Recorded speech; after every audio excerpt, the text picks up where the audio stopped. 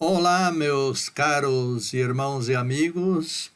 Chegamos à quarta etapa do estudo sobre o Apocalipse.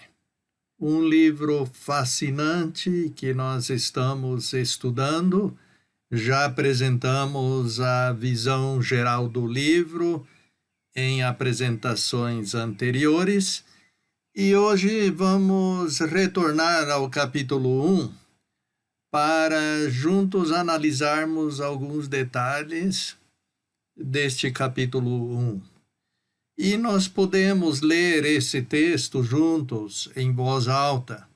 Você lá diante do seu vídeo, da sua câmera, pode estar lendo comigo em voz alta Apocalipse capítulo 1. Revelação de Jesus Cristo que Deus lhe deu para mostrar aos seus servos o que deve acontecer em breve.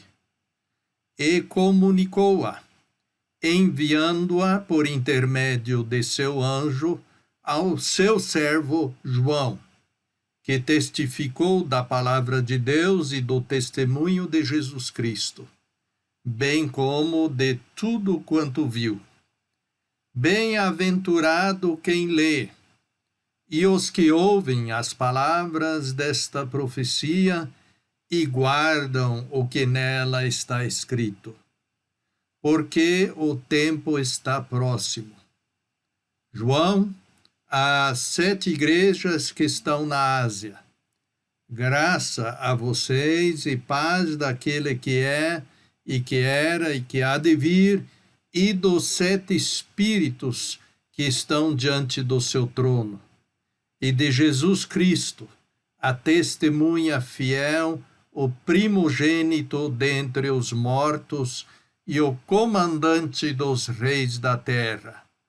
Ao que nos tem amado e nos tem lavado dos nossos pecados no seu sangue, e nos fez reis e sacerdotes para Deus e seu Pai. A ele a glória e o domínio pelas eras das eras. Amém. Eis que vem com as nuvens, e todo o olho o verá, até mesmo os que o transpassaram. E se lamentarão por ele todas as tribos da terra. Verdadeiramente. Amém. Eu sou o Alfa e o Ômega, o princípio e o fim, diz o Senhor, que é, que era e que há de vir, o Todo-Poderoso. Eu, João, que também sou seu irmão e companheiro na tribulação e no reino e na paciência de Jesus Cristo, encontrava-me na ilha chamada Patmos, devido à palavra de Deus e devido ao testemunho de Jesus Cristo. Encontrei-me em espírito no dia do Senhor, e ouvi atrás de mim uma forte voz, como de trombeta, dizendo: Eu sou o Alfa e o Ômega, o primeiro e o último. E o que você vê, escreva num livro e envie-o às 7 igrejas que estão na Ásia, a Éfeso e a Esmirna e a Pérgamo e a Tiatira e a Sardes e a Filadélfia e a Laodiceia. E voltei-me para ver a voz que estava falando comigo. E, voltando-me, vi 7 castiçais de ouro, e no meio dos 7 castiçais, alguém como um filho de homem, vestido até os pés, e cingido com um cinto de ouro no seu peito. E a sua cabeça, isto é, seus cabelos, eram brancos como a lã, brancos como a neve, e os seus olhos como chama de fogo, e os seus pés como cobre lustroso, como candentes na fornalha, e a sua voz como o retumbar de muitas águas. E segurava na sua mão direita 7 estrelas, e da sua boca procedia uma espada afiada de 2 gumes, e o seu rosto brilhava como o sol no seu poder. E, quando o vi, caí aos seus pés como morto. E ele pôs a sua mão direita sobre mim, dizendo-me: Não tema, eu sou o primeiro e o último, e o que vive, que esteve morto, mas eis que estou vivo pelas eras das eras. Amém. E tenho as chaves do Hades e da morte. Anote os eventos que tem visto, e os que são, e os que estão para ocorrer depois disto. O mistério das 7 igrejas, o mistério das 7 estrelas que tem visto na minha destra e dos 7 castiçais de ouro é: as 7 estrelas são os mensageiros das 7 igrejas, e os 7 castiçais que tem visto são 7 igrejas. Que passagem maravilhosa da palavra de Deus, a introdução ao Apocalipse. João está lá na ilha de Patmos e ele então diz: Encontrei-me em espírito no dia do Senhor. Então, repete 3 vezes nesse livro, em espírito. Então, é como se fisicamente ele estivesse em Patmos e em espírito, isto é, em vocabulário de hoje, nós poderíamos dizer, ele estava numa realidade virtual. Ele foi para uma situação, poderíamos dizer, de volta para o futuro, não é verdade? Então, ele realmente viveu o futuro e, em parte, cremos a nossa época. E viu situações difíceis de descrever no vocabulário que ele tinha na época. Como você poderia descrever uma televisão antes, digamos, 200 anos atrás? Muito difícil. Descrever os caças voando pelo espaço, e assim por diante, os foguetes, os satélites, e tanta coisa que ele descreve em suas palavras, como ele vê isso subjetivamente, com o vocabulário que ele tinha na época. Então, ele estava em espírito no dia do Senhor. O dia do Senhor aqui, já mencionei anteriormente, não é o domingo. O dia do Senhor é aquele grande evento do juízo final de Deus, que em vários lugares do Antigo Testamento é chamado de o dia do Senhor. Depois nós lemos em Apocalipse 17, versículo 3, e transportou-me em espírito ao deserto, e vi uma mulher assentada. Então, novamente, ele estava em espírito, não fisicamente, em um deserto, para ver aquele cenário, aquele desenrolar da profecia bíblica. Mais tarde, em Apocalipse 21, versículos 10 e 11, nós lemos assim: Ele levou-me em espírito a um grande e alto monte e mostrou-me a grande cidade, a santa Jerusalém que descia do céu a partir de Deus, que tinha a glória de Deus e seu brilho era semelhante ao brilho de uma pedra preciosíssima, como pedra de jaspe cristalina.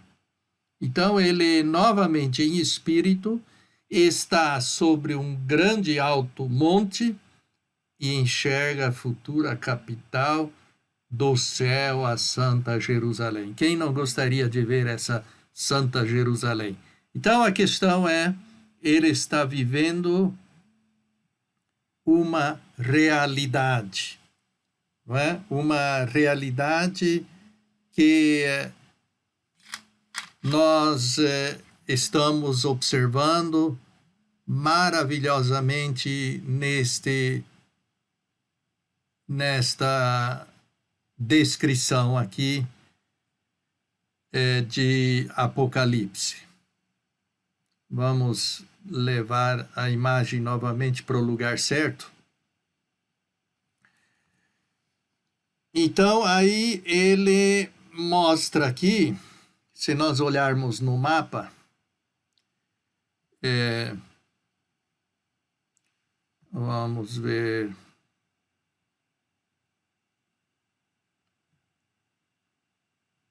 O mapa aqui, bem certinho. Você vê, se você calcular de Campo Grande até Patmos, é uma distância de mais de 10.700 quilômetros. Mas você percebe aproximadamente a localização de Patmos. Aí nós nos aproximamos com zoom. Lá no lado esquerdo você enxerga a Itália. E aí no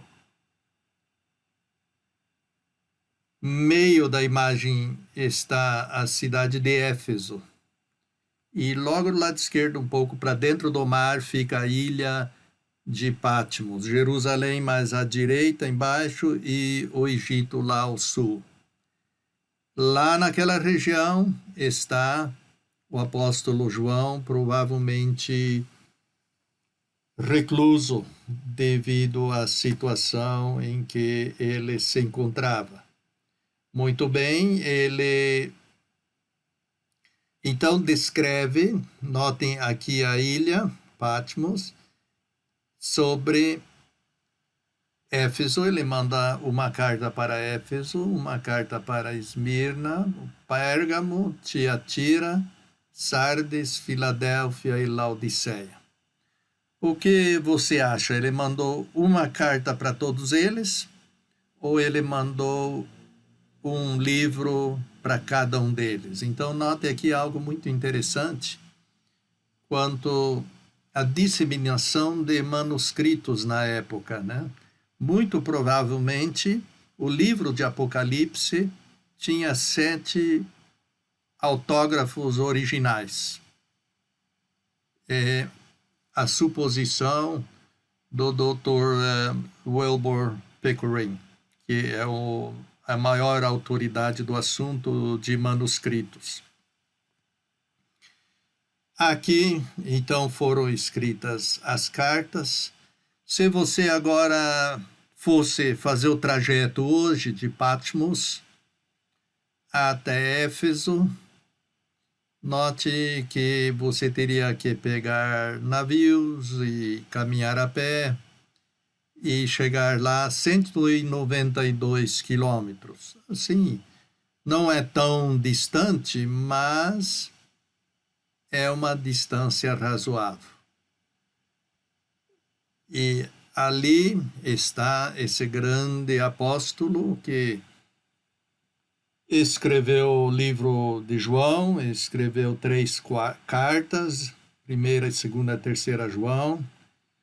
E o impressionante é que ele esteve com Jesus no Monte da Transfiguração. Então, quando nós olhamos Jesus, e principalmente o escritor aos Hebreus, ele relata várias vezes para nós olharmos para Jesus, Jesus, o glorificado, Jesus, o socorredor, Jesus, que nos livra da ira vindoura. E então, de repente, aqui agora, aparece um Jesus totalmente diferente. E ele diz: eu sou o Alfa e o Ômega, o princípio e o fim. Percebem? O princípio não é o acaso. E o fim não é o seu corpo desintegrado no pó da terra. O princípio é o Senhor Jesus Cristo. E o fim para quem nele crê é o Senhor Jesus Cristo. Então, a pessoa de fé tem uma gloriosa esperança. Ele é o Alfa e o Ômega, são as duas letras do alfabeto grego, a primeira letra e a última. Aqui em Apocalipse, rendido só com a letra mesmo, não escritas por extenso. Ele então diz que ele encontrou-se em espírito no dia do Senhor e ouvi atrás de mim uma forte voz como de trombeta. Então ele deve ter levado um susto, né? E novamente ele ouve: eu sou o Alfa e o Ômega, o primeiro e o último.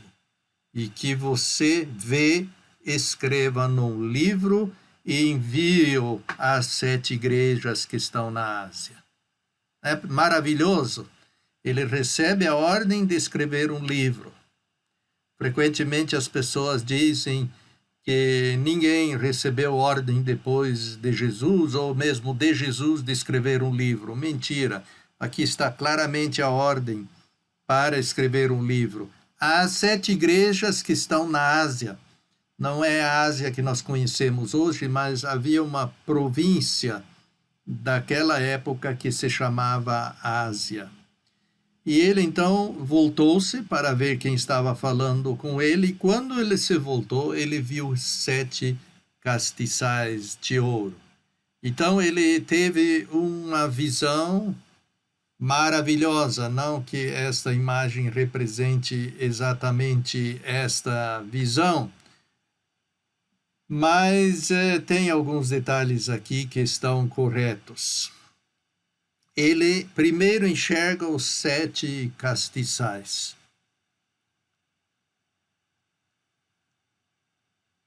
E alguém como um filho de homem. Aqui não tem um artigo no grego. Seria alguém como filho de homem. Então notem, aqui ele está vendo o Jesus glorificado. E mesmo sendo o Jesus glorificado, ele ainda tem a aparência de um ser humano. E nós agora começamos a observar algumas características. Jesus disse: onde tem 2 ou 3 reunidos em meu nome, eu estarei no meio deles. Então você está possivelmente na sua casa. Quem sabe tem 2, 3 pessoas reunidas em nome de Jesus. E pode ter certeza, assim como Jesus está aqui no meio dos castiçais, e esses castiçais representam essas 7 igrejas da Ásia, a qual ele dirige o livro, Jesus está no meio, Jesus está próximo, Jesus está presente. Vamos então analisar os detalhes desta visão que o apóstolo João teve. Ele era vestido até os pés, uma roupa maravilhosa, linda, e assim eram vestidos os sacerdotes do Antigo Testamento. Como um sacerdote, Jesus está sendo representado. E já numa passagem anterior, neste mesmo primeiro capítulo, versículo 6, nós lemos: e nos fez reis e sacerdotes para Deus e seu Pai. Então, assim como Jesus é apresentado como sacerdote, que perdoa pecados, que com seu sangue nos lavou dos nossos pecados, ele é apresentado e cingido com um cinto de ouro no seu peito. Então, note que no céu, o que aqui na terra é o mais precioso possível, é totalmente comum lá no céu. Quando foi a última vez que você viu alguém cingido com cinto de ouro? Eu nunca vi. Portanto, agora a sua cabeça, isto é, seus cabelos eram brancos como a lã, brancos como a neve. Já lá no livro de Daniel, Daniel viu Deus como aquele que tinha cabelos brancos. E é a experiência, normalmente, as cãs, como diz a Bíblia, né? O cabelo branco, grisalho, é um sinal de experiência e deveria ser respeitado. Os seus olhos, como chama de fogo. Aqui não é possível de ver na ilustração, mas nada passa diante de Deus sem ser visto. Tanto os pecados graves que são cometidos, quanto também as obras que são realizadas. Lá em Três Lagoas, o pessoal foi até uma tribo indígena nesta semana, tribo a uns 100 quilômetros de Três Lagoas, ao sul de Três Lagoas, que está em extinção. Pouco mais de 100 componentes a tribo juntaram alimentos e roupas em Três Lagoas e levaram para lá, para ajudar as pessoas. Parabéns a todos vocês que participaram. Que lindo gesto de você, sem pensar em receber nada em troco, ajuda pessoas, principalmente nessa época de pandemia, para poderem ter o pão de cada dia. Então, é um gesto lindo. Pode ter certeza, esses olhos enxergaram, os olhos de fogo do Senhor enxergaram. Mas também qualquer pequeno ato que você pratica, Deus enxerga. Agora também a pessoa pode estar traindo seu parceiro escondido. Deus enxerga. E a questão é que Deus haverá de julgar toda e qualquer transgressão. A nossa situação política no Brasil. Quanta mentira, quanto engodo, quanta enganação de poderosos. Eles podem ter certeza que não vão escapar impunes. Os olhos de Deus estão enxergando.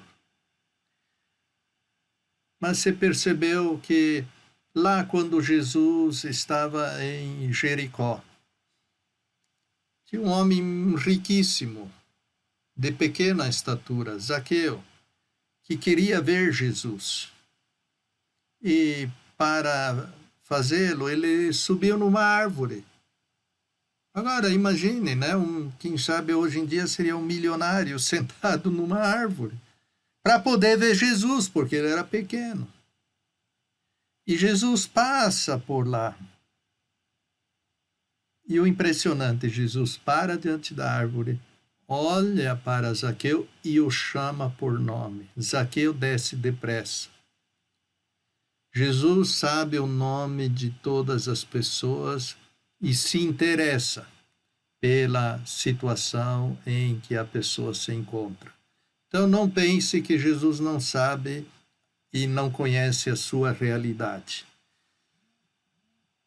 Tive que fazer visitas a médicos nesses últimos dias.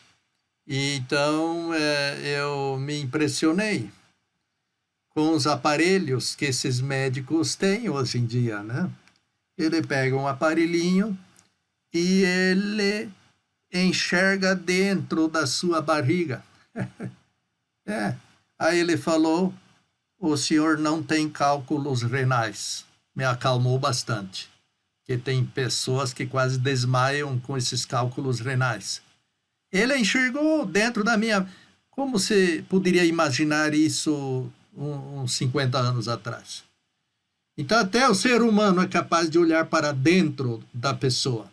Só que Jesus, com esses olhos dele, ele enxerga para dentro do nosso coração. E sabe quais são as nossas intenções, os nossos desejos, os nossos pensamentos. E por isso nós devemos dizer, vamos corrigir, nos arrepender dos nossos pecados, e que quando ele olhar com esses olhos compenetrantes, ele só enxergue coisa boa dentro de nós. O texto diz, os seus pés como cobre lustroso, como candentes na fornalha. Então ele anda na pureza. Quão belos são os pés daqueles que anunciam a boa mensagem, diz a palavra de Deus.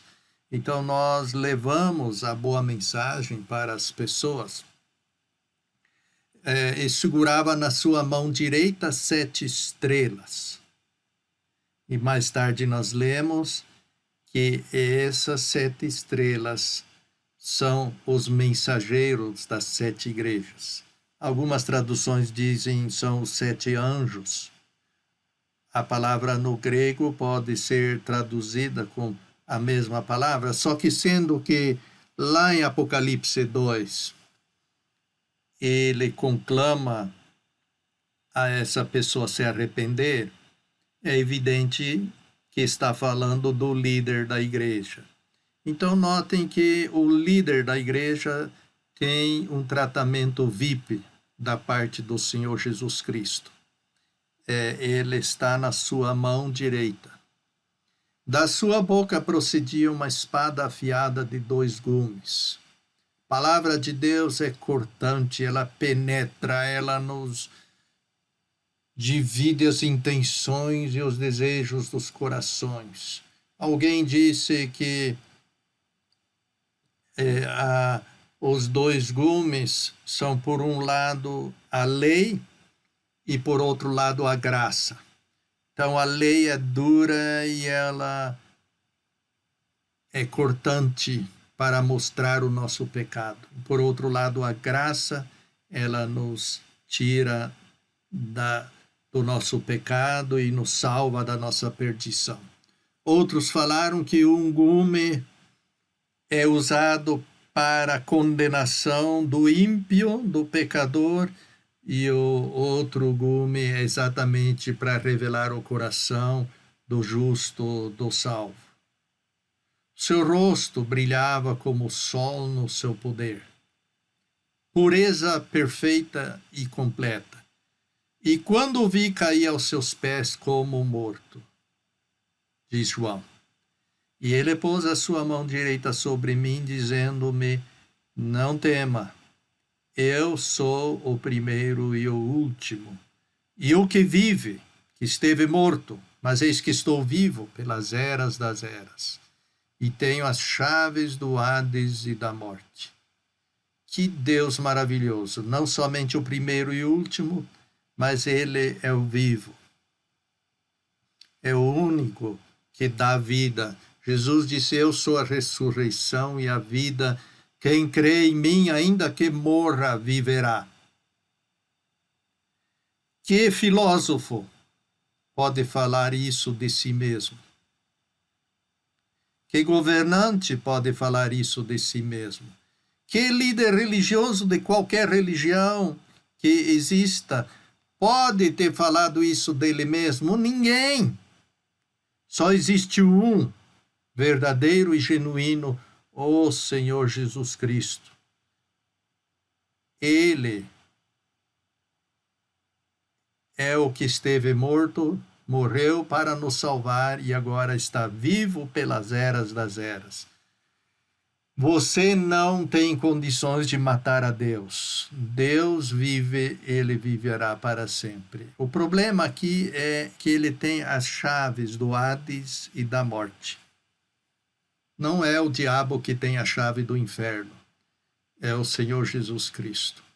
Se você não se arrepender e se você não crer, o seu destino eterno é o Hades, é o inferno de fogo. E ele então diz, anote os eventos que tem visto, e os que são e os que estão para ocorrer depois. Diz: o mistério das 7 estrelas que tem visto na minha destra e dos 7 castiçais de ouro é: as 7 estrelas são os mensageiros das 7 igrejas, e os 7 castiçais que tem visto são 7 igrejas. Deus, o Senhor Jesus Cristo, Ele é o Todo-Poderoso, princípio e o fim, aquele que estava morto e que vive, o Alfa e o Ômega, o único verdadeiro, o único genuíno. Não tem sentido na vida sem Ele. Você vai desperdiçar a sua vida por completo se não viver a sua vida com Ele. Que capítulo maravilhoso! E quando você lê no início deste capítulo, versículo 3, diz assim: bem-aventurado quem lê e os que ouvem as palavras desta profecia. Então, todos nós fomos bem-aventurados hoje, não é verdade? Alguns de vocês não somente ouviram, mas leram comigo em voz alta. Então, são duplamente abençoados e bem-aventurados. Mas também diz: e os que guardam o que nela está escrito, porque o tempo está próximo. Pergunta: você segue ao Senhor? Como está a sua vida diante do Senhor? Você está andando na luz, como Ele está na luz, como diz 1 João 1,7. E você que está a caminho da perdição, não se incomoda com isso? Né? Você não imagina que, de repente, uma enfermidade qualquer situação pode ceifar a sua vida bem cedo? Por isso é importante fazer essa análise. Que Deus os abençoe. Façamos uma oração. Amado Pai Celeste, nós te rendemos graças por esse livro maravilhoso do Apocalipse, que nos retrata o Senhor Jesus Cristo de uma forma tão linda e brilhante. E que nós temos um Senhor vivo, princípio, fim, aquele que é, que era, que há de vir, aquele que é o alfa e o ômega, o primeiro e o último, aquele que nós aguardamos dos céus. Que ninguém que esteja ouvindo essa mensagem deixe passá-la em branco. Oramos que a graça de nosso Senhor Jesus Cristo, o amor de Deus Pai e a comunhão do Espírito Santo estejam com todos nós. Amém.